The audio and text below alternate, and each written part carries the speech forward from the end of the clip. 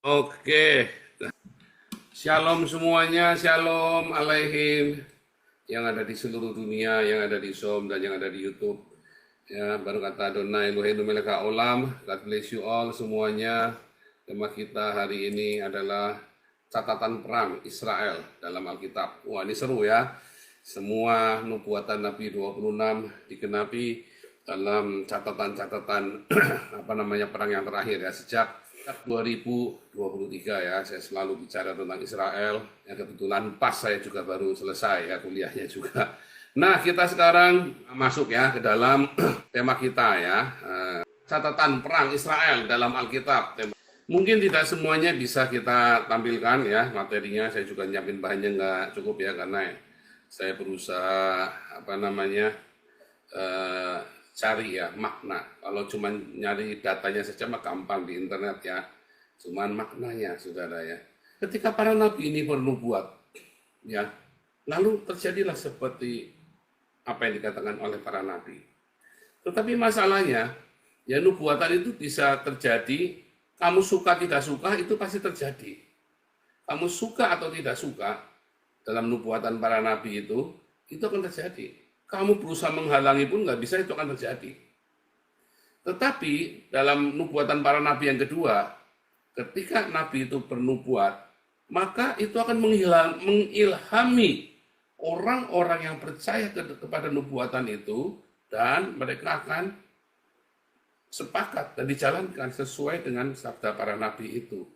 Nah, Israel adalah sebuah negara Yahudi, ya, tentu saja populasinya mayoritas adalah orang-orang Yahudi yang mereka percaya kepada perjanjian lama, Torah dan kitab para nabi, ya, dan itu akan terjadi di dalam masa-masa ini, ya, akan terjadi dengan segera.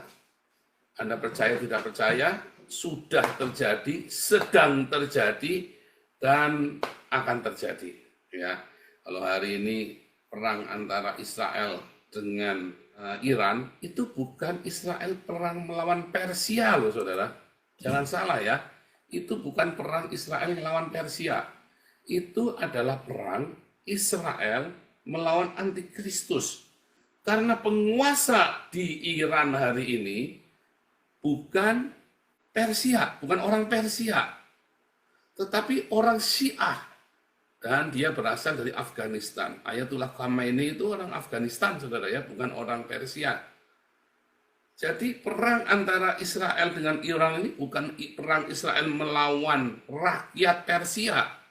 Nggak heran di Amerika dan bahkan di Teheran sendiri, rakyat Iran bersorak-sorai ketika Israel menyerang Teheran, saudara, ketika menyerang semua lokasi-lokasi nuklirnya Iran. Wah, rakyat Iran itu bersorak-sorai, seneng malah. Bayangin ya, berapa kali terjadi ya, setiap tahun ya, 500 orang dibunuh, dibantai. Ya, 3.000 orang yang terakhir itu ya, gara-gara masalah jilbab. 3.000 orang dibunuh, saudara. Ini kejam sekali nih ya si Ayatullah ini. Karena ini orang-orang Syiah, anti dari Mesias, anti Kristus. Dia anti dengan orang Kristen, dia anti dengan orang Yahudi. Sedangkan orang Kristen dan orang Yahudi adalah dua saksi Allah yang diurapi, yang mendapatkan pengurapan dari surga langsung. Bukan orang Islam nggak dapat apa-apa, nggak dapatnya kencing onta. Tapi itu faktanya ya, ketika orang-orang Yahudi diurapi oleh Roh Kudus, mereka mendapatkan minyak urapan. Orang Kristen juga mendapatkan urapan dari Roh Kudus langsung, maka orang-orang Islam mendapatkan kencing onta, saudara. Itu nggak main-main, saya nggak bohongan, nggak ngomong hina, enggak, saudara. Kapan saya pernah menghina? Saya itu nggak pernah menghina. Saya itu cuman bicara fakta dengan cara yang vulgar. Kamu harus tahu bedanya. Dua saksi Allah dalam kitab Wahyu, Musa mengatakan Yudaisme dan Elia salah, ya saudara ya, salah ya, gerakan dianinya terlalu maksa. Dua saksi Allah, ya sudah jelas. Siapakah saksi Allah? Dua pohon zaitun. Siapakah dua pohon zaitun? Roma 11 sudah jelas ngomong. Israel dan orang Kristen, ya. Itu tertulis letter luck, bukan diperkosa ayatnya. Apa adanya, letter luck, blek begitu ya. Ini bukan Musa, Elia, siapa lagi Henok, Elia, apa Henok, Musa, keder kamu nanti. maksa, saudara. Dua saksi Allah. Lo Elia sudah datang zamannya Yohanes. Udah nggak usah dibahas lagi, jadi nggak datang lagi. Kan Elia harus datang, iya. Kan Yesus bilang, Yohanes itulah Elia akan datang. Ya, dengan roh Elia. Itu ya, jangan dicocokologi ya. Sudah, oke, di dalam komunitas ini yang namanya dua saksi Allah adalah Kristen dan Yahudi. Ya, dua orang yang diurapi, Mesias. Orang Yahudi diurapi, orang Kristen diurapi, itulah Mesias.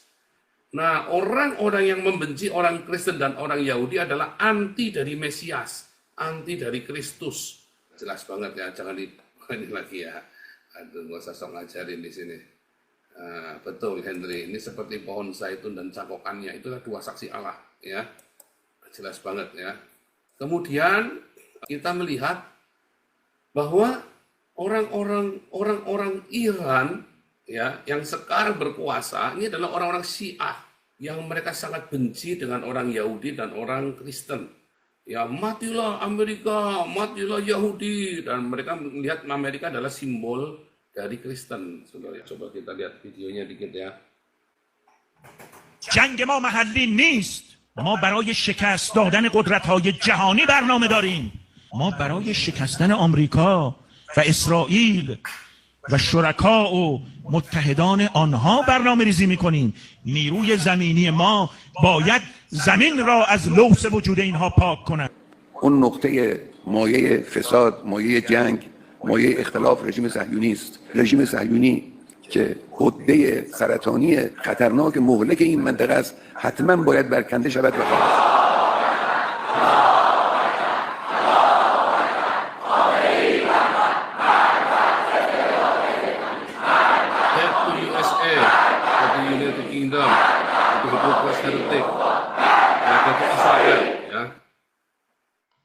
Nah, itu yang dimaksud tadi ya, bahwa mereka memang sudah vow ya, udah bersumpah ya, matilah orang Yahudi dan orang Kristen ya, karena Amerika dan orang UK itu dianggap sebagai pasukan salib ya, saudara ya. Itu ya, itu kenyataannya ya. Makanya orang-orang di sana itu kalau kamu jadi Kristen itu kamu bisa dimiskinkan di Iran. Dan akhirnya perang yang ditunggu-tunggu ini terjadi ya, perang ini ya, dihabisin sama Israel ya Iran ini. Lalu media-media Indonesia keluar jargon-jargon Netanyahu kabur lah, Israel babak belur lah segala macam. Ya sama waktu Hamas pertama kali ya, tuh Israel sekarang nangis-nangis mencet-mencet saudara ya. Ngomongnya Israel ini Israel itu, nggak taunya Hamas yang mencet-mencet. Habis semua ya, jenderal-jenderal yang panglima-panglima komandannya Hamas habis semua. Sama seperti hari ini habis semua. Panglima-panglima, menteri-menteri, ahli-ahlinya Iran ini habis semua, sudah mulai dari presidennya, ya yang dulu kemarin ya kecelakaan helikopter itu ya, sampai dengan sekarang menteri-menteri dan panglima-panglima ya paling udah 6 orang tuh mati tuh ya.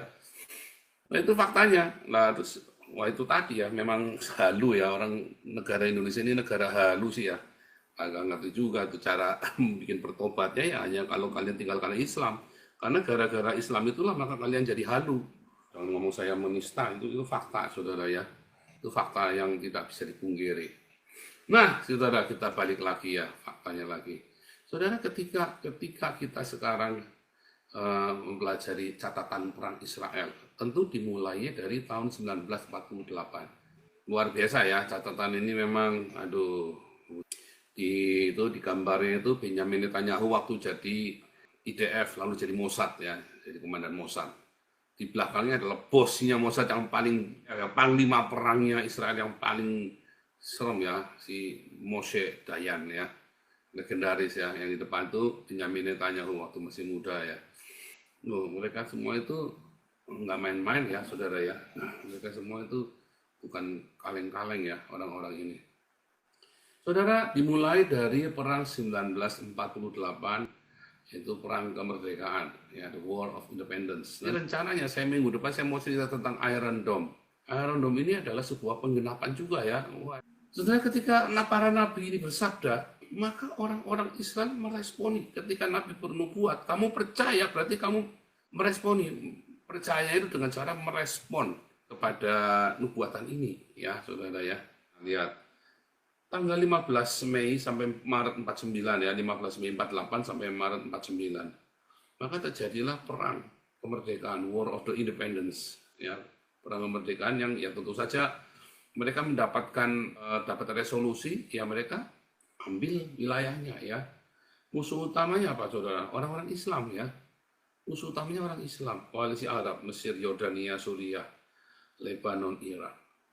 Kepentingan mereka apa, saudara? Nggak ada. Kepentingan mereka cuman karena Al-Quran berkata orang Yahudi nggak boleh di situ. Nanti kalau orang Yahudi di situ katanya nanti Masjidil Aqsa akan diruntuhkan. Padahal sudah saya jelaskan bolak-balik. Masjidil Aqsa itu ada di halaman. Di dalam Alkitab di Hezkel itu sudah disebutkan, ya, di dalam kitab Wahyu juga sudah disebutkan, ya, bahwa di luar halaman itu akan diinjak oleh bangsa-bangsa lain. Sementara bait sucinya enggak. Sampai hari ini di atasnya bait suci adalah Dome of the Rock, bukan Masjidil Al-Aqsa. Mengapa orang Israel nginjak-injak Masjidil Al-Aqsa? Karena nggak boleh aksesnya hanya melalui Masjidil Al-Aqsa dari Yerusalem Timur. Untuk bisa masuk ke Dome of the Rock hanya bisa melalui Masjidil Al-Aqsa. Dan orang Yahudi diharamkan masuk ke dalamnya, makanya dia injak-injak sekalian sama orang Israel. Itu loh masalahnya. Makanya sekarang Israel sudah bertekad ambil alih seluruh Yerusalem. Akan diambil alih. Apakah akan meruntuhkan Al-Aqsa? Ya, nggak perlu, saudara. Nggak perlu. Perang dunia ketiga tidak akan dimulai dengan masalah Masjidil Al-Aqsa, saudara. Sudah saya tulis dalam buku saya Khilafah Terakhir. Cepetan ya, beli bukunya. Cepetan ya, beli ya, Khilafah Terakhir. Kasihkan buat teman-temanmu. Itu buku saya banyak cerita tentang nubuatan-nubuatan dan tentang Sinai yang asli. Itu nanti bakal perang dunia ketiga tuh. Gara-gara Sinai yang asli itu, saudara. Salah satu penyebabnya ya adalah Sinai yang asli, ya, yang ada di seberangnya Sinai yang hari ini kamu buat wisata, ya.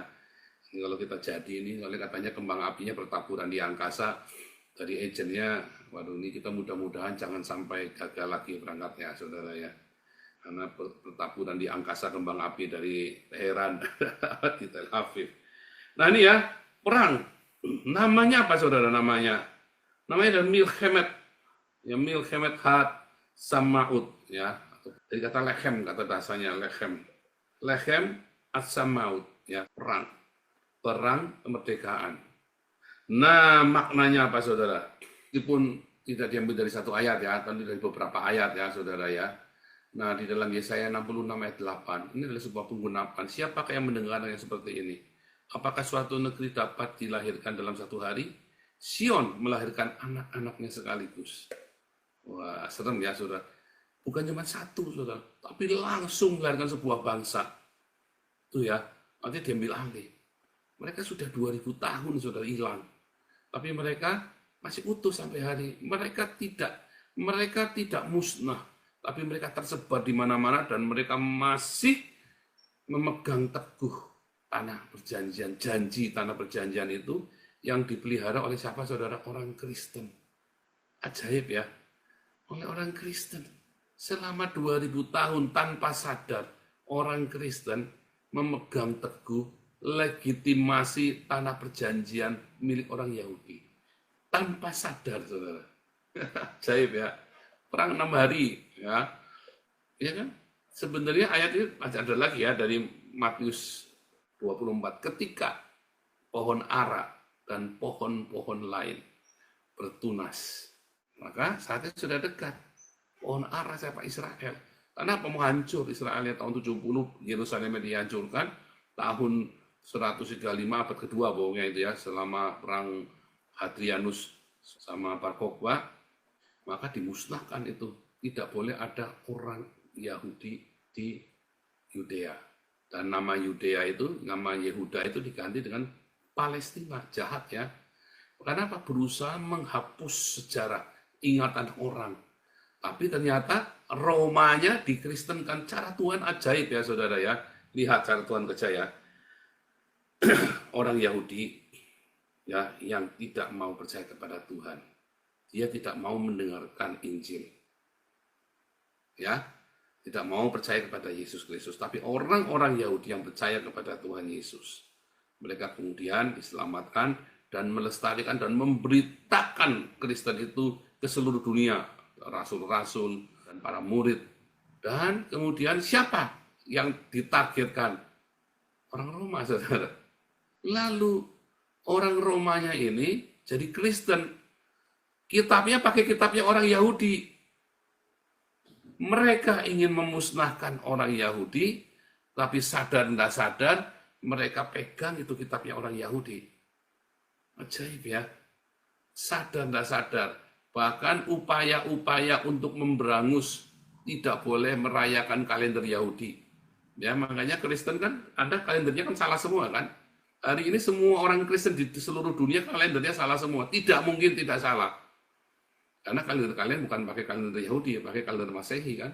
Ketika perayaan-perayaan Paskah, Pentakosta, Natal, lalu ada orang cocokmologi, ya model si Gilbert lah, siapa lagi itu cocokmologi semua, Elia Miron lah, siapa lagi itu Sofiatul, siapa lagi Bambang Nursena, cocokmologi saudara. Anda harus akui kamu cocokmologi, ya dari semua 90% tradisi ritual dalam gereja itu pagan. Salah nggak? Nggak salah, nggak apa-apa.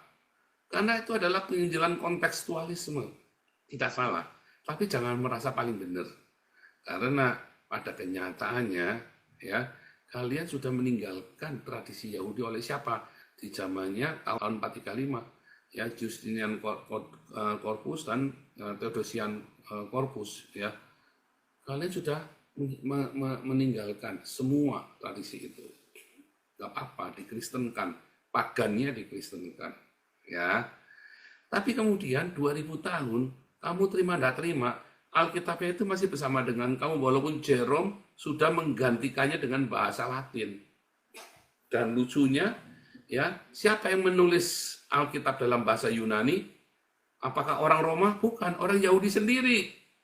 Jadi seakan-akan Tuhan di dalam sejarah, di dalam history, di dalam kronologis, dia menggiring sejarah sehingga 72 orang tua-tua Yahudi di Alexandria, dia menerjemahkan Alkitab dalam bahasa Ibrani ke dalam bahasa Yunani, sehingga di zaman Yesus dan para rasul, orang-orang Roma tidak antipati dengan perjanjian lama, the hidden legitimation. Legitimasi yang tersembunyi di balik Alkitab bahasa Yunani yang kemudian diterjemahkan ke bahasanya orang Roma, bahasa Latin. Tapi tetap bunyinya sama tentang tanah Israel. Lalu tahun 1600, tahun 1000 orang Yahudi mulai bikin tanah. Tahun 1600 Martin Luther merubah tanah itu dalam bahasa Jerman, dan perjanjian barunya yang dalam bahasa Yunani ditulis dalam bahasa Ibrani. Ya, tanpa disadari itu dipelihara. Ketika terjadi pogrom, inkuisisi, holocaust, politik boleh melakukan itu, tetapi gereja yang berkuasa di seluruh dunia saat itu, dia pegang buku milik orang Yahudi. Ya. Dan yang mereka sembah adalah orang Yahudi yang namanya Yesus Kristus. Kan ajaib kan? Anda mau terima nggak terima, ketika ada kebencian terhadap orang Yahudi di seluruh dunia, ya, ketika seluruh dunia membenci orang Yahudi, zamannya pogrom, inkuisisi, holocaust, maka kita menyembah satu orang Yahudi bernama Yesus bin Yusuf. Yesus anak Daud, suku Yehuda, tukang kayu dari Nazaret. Ya kan? Terima nggak terima, itu apa? Kamu nggak pikir itu nggak ajaib, saudara? Itu ajaib sekali bagaimana cara Tuhan bekerja, dan itu semua ditulis di dalam sejarah. Kamu tidak bisa memungkiri bahwa pernah ada yang Yesus, anak Yusuf, anak Daud, yang mati disalib. Seluruh dunia mengakui. Ya, kalau Anda menyangkal, berarti Anda suka hoax. Karena semua tertulis dalam Talmud, tertulis dalam kitabnya orang Yahudi, tertulis dalam kitabnya orang Kristen, di dalam sejarah apapun. Ya, jadi tidak bisa terlalu banyak yang bukti-bukti yang Anda nggak bisa menyangkal bahwa Yesus itu disalib.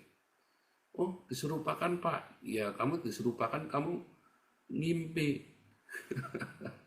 Diserupakan ngimpi, kitab dongeng yang bilang diserupakan. Gimana cara nyerupakannya coba? Lalu kenapa yang diserupakan itu bisa bilang, hai ibu ini anakmu, hai anak ini ibumu. Dia sendiri lagi jeritan kesakitan. Masih ngurusin orang, ibunya orang. Kan akalnya nggak dipakai, iya kan?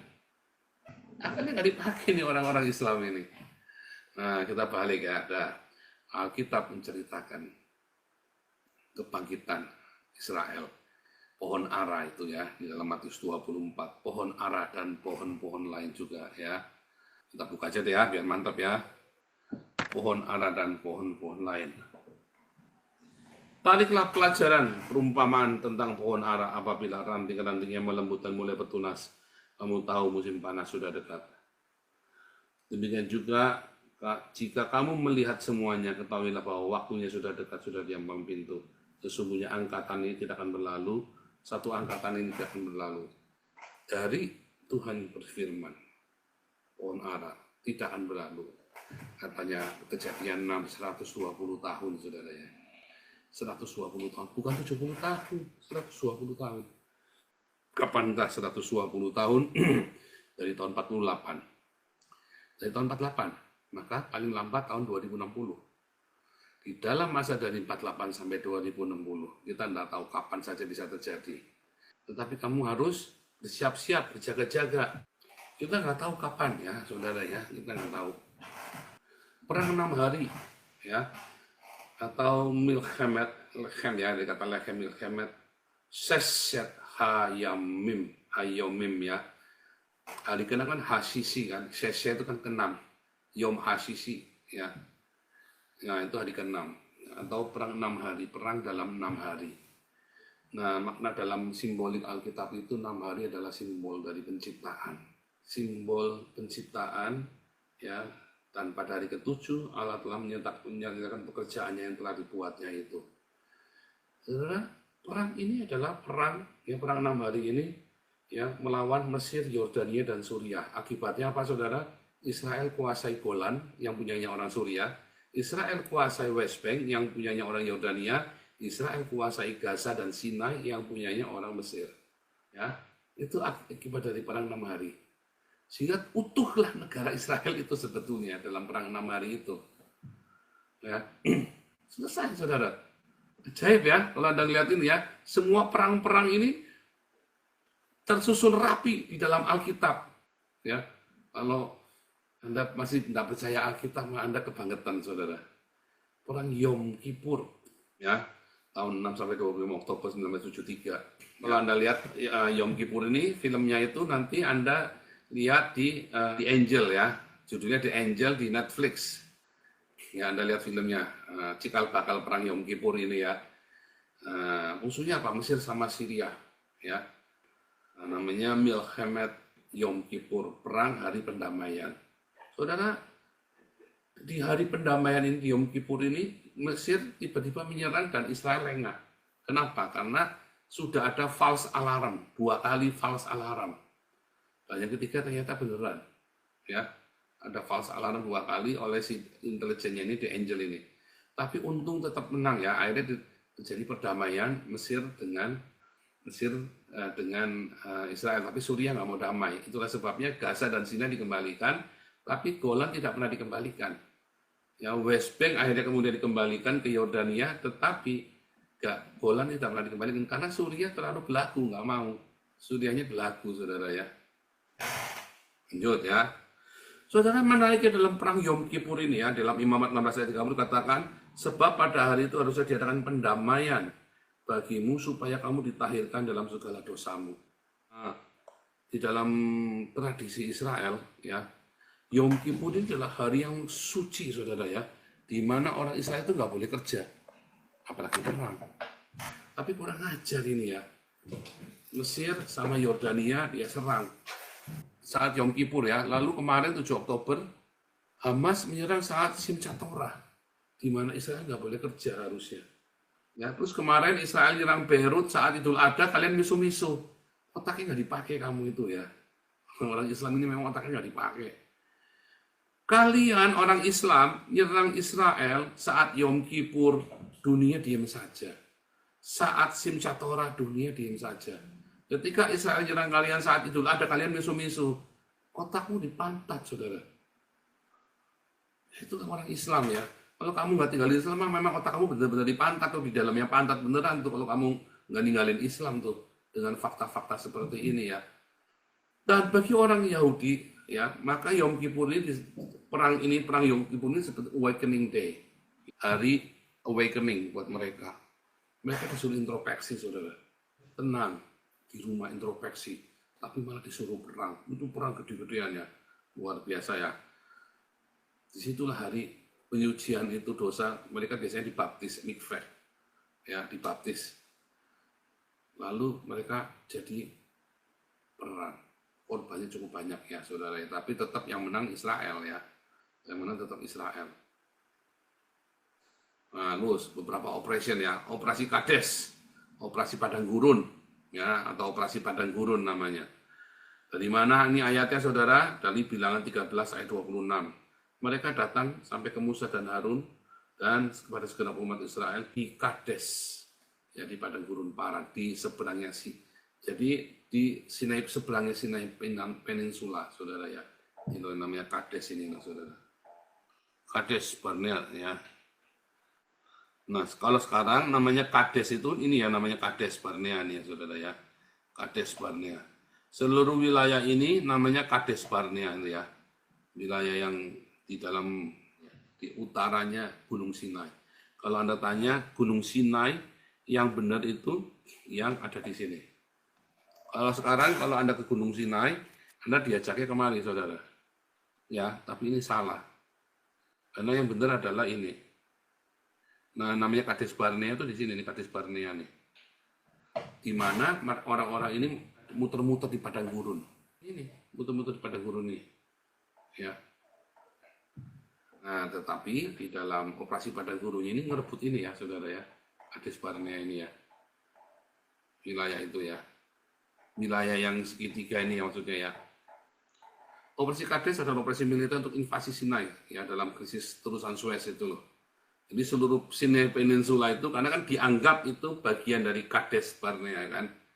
Nah, kemudian tahun 1956 ya, terusan Suez itu diambil, disepakati rahasia lewat protokol Sevres antara Israel, Inggris, Prancis. Israel menyerang Sinai, sementara sekutu Eropa memberi ultimatum agar mereka bisa campur tangan sebagai penegak perdamaian. Pasukan IDF di bawah Moshe Dayan melancarkan serangan cepat. Para trooper mendarat di Mitia Pass. Brigade Lapis Baja masuk menembus Sinai sehingga 10 mil dari terusan Suez. Dalam 100 jam, Israel menduduki Sinai, Gaza, dan pos strategis lainnya. Kemenangan militer hebat, namun invasi ASEAN dengan PBB, masa Israel mundur akhirnya ya, tahun 57 itu ya, di dalam operasi Padang Gurun itu. Sejarah Israel napakti lagi ya, diulangi lagi, ya, diambil alih. Terusan Suez sampai ke terusan Suez. Itu menunjukkan kedikjayaannya Israel. Dan mereka belum pernah kalah, saudara. Mereka selalu mengalah. Karena apa? Negosiasi PBB. Mereka selalu mengalah, bolak-balik mengalah. Ya, tapi mereka tuh makin lama makin kuat di padang gurun itu ya. Operasi Salomo. Apakah operasi Salomo? Salomon Operation ya. Nah, ini didasari dari cerita satu Raja 10 ya. Ratu Sheba mendengar tentang Salomo, lalu datang menguji dengan teka-teki.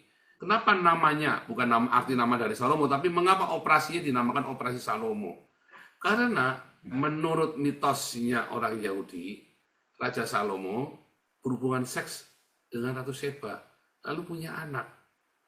Nah, orang-orang Yahudi Ethiopia ini adalah anak-anaknya Salomo. Yahudi Ethiopia ini mengklaim keturunan langsung dari pertemuan Raja Salomo dan dari Sheba, ya. Dalam satu Raja-Raja 10 itu ya. Jadi pemulangan mereka ke Israel sebagai simbolis, jadi kembali anak-anak Salomo ke tanah perjanjian. Anda bisa nonton filmnya The Resort of the Red Sea ya. Kalau tadi yang sebelum perang Yom Kippur ini, Anda bisa nonton filmnya, judulnya The Angel ya ini ya. Ini ya The Angel ini ya. Anda bisa nonton filmnya ini tadi ya, yang sebelum Yom Kippur ya, ada namanya Ashraf Marwan ya. Ashraf Marwan itu menantunya Presiden Mesir ya, saudara ya. Nah ini ya The Angel sebelum Yom Kippur. Nah kalau yang tadi, yang Operation Salomo itu Anda bisa cek filmnya, namanya Red Sea Resort ya, The Red Sea Resort. Ini ya, The Red Sea Diving Resort ya. Ini bagus-bagus ini ya, rekomen Anda nonton, ini bagus-bagus ya. Artinya ini bukan cuma sekedar hiburan, tapi Anda belajar sejarah juga ya. Apa itu operasi Salomon itu ya? Tanggal 24 sampai 20 Mei 24-25 Mei 91 di Addis Ababa, Ethiopia. Terus mereka diterbangkan ke Tel Aviv. Tujuan menyelamatkan Yahudi Beta atau Yahudi Ethiopia ya, Yahudi Beta namanya ya, dari kerusuhan sipil dan perang saudara. Ya, fakta utama yaitu 35 pesawat militer sipil masuk El Al ya dan C-130 Hercules. Jumlah orang yang dievakuasi 14.000 orang dalam 36 jam, saudara. Gila, ini orang hebat sekali ya, orang-orang Yahudi. 14.000 orang dievakuasi hanya dalam waktu kurang dari 2 hari. 36 jam. Rekor ya, masuk Guinness Book of Record ya. Jumlah penumpang terbanyak dalam satu penerbangan, 1.088 orang dalam satu Boeing 747 yang dimodifikasi. Pemerintahan Ethiopia runtuh, kekacauan, risiko pembantaian kelaparan. Operasi dilakukan dengan bantuan Amerika, CIA, dan persetujuan tentara pemberontak Tigray saat itu ya. Speechless ya, ini operasi yang paling terkenal. Operasi Pilar Pertahanan atau Pilar of Defense. Ini cerita tentang tiang awan dan tiang api. Saudara, ini orang-orang Yahudi ini hebat ya. Saudara tahu ketika saya cerita bahwa tiang awan, tiang api itu malaikat Tuhan ya. Memang tertulis ya, tiang awan, malaikat Tuhan berjalan dalam tiang awan dan tiang api ya. Nah, itu ada ayatnya ya. Ya. Tuhan berjalan mereka pada siang hari dalam awan ya. Keluaran 13 ayat 21-22. Tuhan, Yehova berjalan di depan mereka pada siang hari dalam tiang awan untuk menuntun mereka di jalan dan pada waktu malam dalam tiang api untuk menerangi mereka sehingga mereka dapat berjalan siang dan malam. Dan tidak beralih tiang awan itu tetap ada pada siang hari, tiang api pada waktu malam di depan bangsa itu, saudara ya. Ajaib ya, saudara ya. Lihat ya, kemudian bergeraklah malaikat Allah yang tadinya berjalan depan tentara Israel, lalu berjalan di belakang, dan tiang awan itu bergerak di depan mereka, berdiri mereka. Itu ya, itu saya bilang itu, ketika bilang Tuhan berjalan dalam itu, artinya malaikat Tuhan. Bahwa tiang awan itu adalah malaikat itu sendiri. Ya, malaikat itu bukan selalu makhluk yang pakai sayap, enggak, saudara ya. Bahkan keledai itu menjadi malaikat, orang itu bisa malaikat itu bisa dalam bentuk apa saja, termasuk dalam tiang awan dan tiang api. Itulah sebabnya dalam doa berkat yang selalu saya ucapkan ya, bahwa Jehovah Sebaot yang menuntunmu ke tanah perjanjian, dia melindungimu di panas teriknya matahari dan dari dinginnya malam di malam hari, itu tiang awan tiang api itu, saudara ya. Nah, Operation Pillar of Defense ini ya, oleh orang Israel ini ya, the Pillar of Defense ya, dari kata Amud Anan atau pilar awan ya, saudara ya. Nah, lihat tanggal 14 sampai 21 November 2012. Tujuan adalah menghentikan serangan roket dari Gaza. Inilah pertama kali ya, gila-gilaan Iron Dome itu berfungsi dengan gila, saudara ya, dengan efektif sekali ya. Ringkasan nanti tentang minggu depan ya, kita belajar. Kalau ini mudah-mudahan kita bisa selesai membahas malam ini ya. Diluncurkan setelah peningkatan tajam serangan roket dari jalur Gaza ya, oleh Hamas dan Palestina Islamic Jihad. Udah habis pakai PIJ ini ya. Dimulai dengan pembunuhan Ahmad Jabari, ya, komandan militernya Hamas.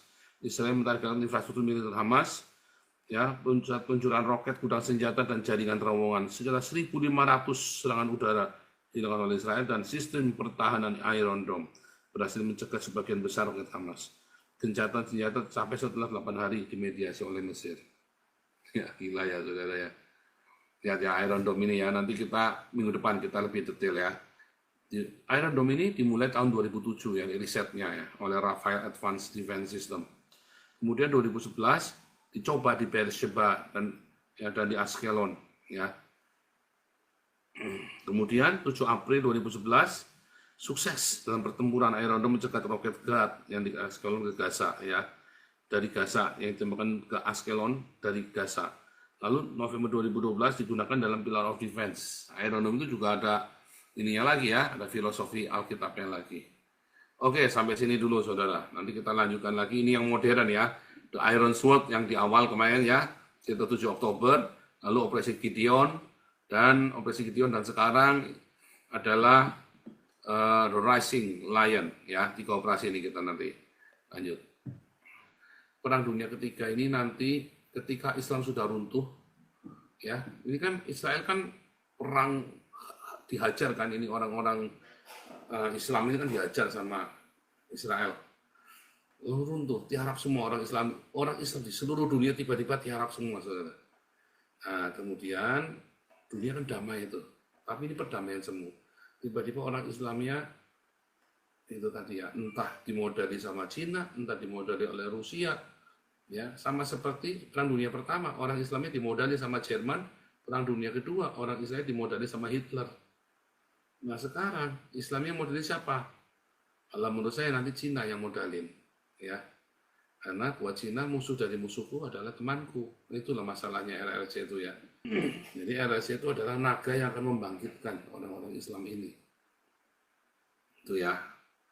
Bilangan 23 ayat 24. Apakah operasi Rising Lion ya? Nama resminya Operation Rising Lion merupakan serangan udara intelijen besar-besaran terhadap Iran yang dilancarkan 13 kemarin ya. Target instalasi nuklir Natanz, Kondab, ya, Khorramabad, pangkalan udara beberapa komandan militer Iran termasuk Hossein Salami dan Muhammad Baghdadi mati ya, 6 orang ya. Pelaksana gabungan IDF udara, Mossad, menjadi intelijen. Mengapa sebut Rising Lion? Nama ini menggambarkan Israel bangkit menjadi singa. Ingat ya, tadinya defense, lalu dia punya Iron Sword, offense, lalu sekarang apa? Rising Lion, singa Yehuda, saudara. Itu ya, agresif, tegas, melindungi diri dari semua, bukan cuma Iran, tapi semua musuh-musuhnya. Lihat ya, kita buka di dalam Kejadian 49 ayat 9. Jadi Yakub menubuatkan ya, Yehuda adalah seperti anak singa. Setelah menerkam, engkau naik ke suatu tempat yang tinggi. Hai anakku, ia meniara berbaring seperti singa jantan atau seperti singa betina. Siapakah yang berani membangunkannya? Lalu kita buka dalam Bilangan 23 ayat 24, Nubuatnya Bileam ya. Terakhir ya. Lihat suatu bangsa yang bangkit seperti singa betina, yang berdiri tegak seperti singa jantan, yang tidak membaringkan dirinya sebelum ia memakan mangsanya dan meminum darah dari yang mati dibunuhnya. Itu ya. Itu ada Rising Lion. So, apa pendapatmu saudara ya? God